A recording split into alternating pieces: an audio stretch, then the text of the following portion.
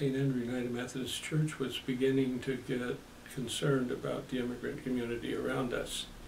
Began organizing ESL classes. In fact, that's how I was attracted to St. Andrew. The way immigration law works, family immigration law, is that a U.S. citizen or a permanent resident of the United States can petition for relatives, certain relatives. When the petitions are approved, then applications for permanent residency or the green card can be made. Then that puts the person on the pathway to U.S. citizenship, and we've done many, many U.S. citizenship applications. There are many undocumented immigrants here in the United States, possibly 12, 13 million.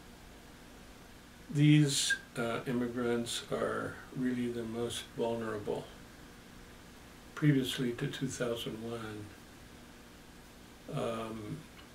if an undocumented immigrant, for example, married a citizen or even another or a permanent resident, that person could petition for the undocumented spouse.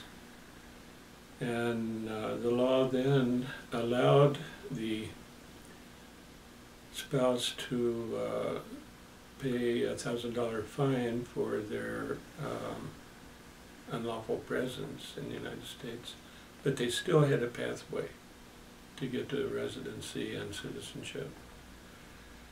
So family petitions that were filed before that date, March 30th, April 30th, 2001,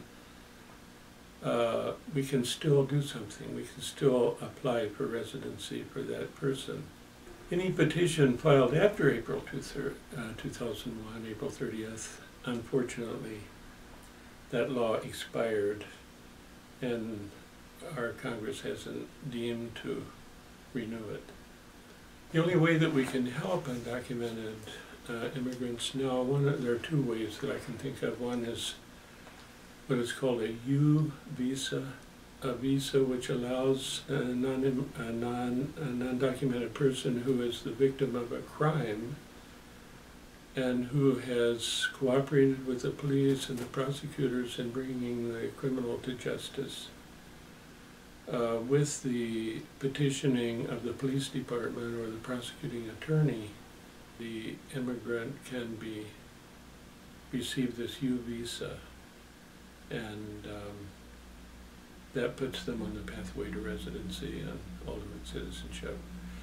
The other way is the Violence Against Women Act, VAWA, where an undocumented person married either to a U.S. citizen abuser or a permanent resident abuser can self-petition, which means that a petitioner is not required, but can self-petition and be on the way to residency and U.S. citizenship. And we've had some U visa cases, and we've had some VAWA cases as well.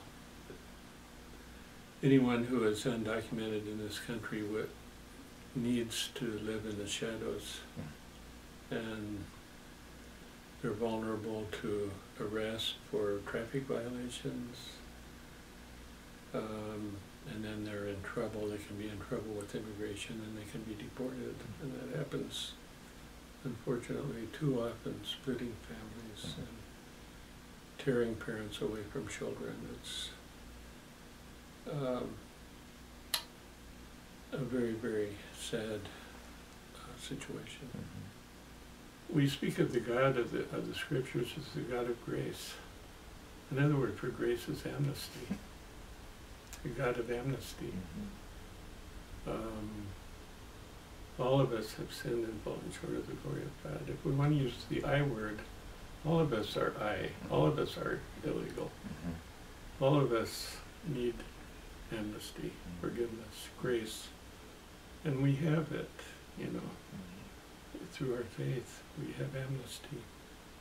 So why we would want to close our hearts to granting amnesty to someone else, particularly someone that's not guilty of any crime, that wants to be a provider for his or her family. Why would we want to deny amnesty to a person like that?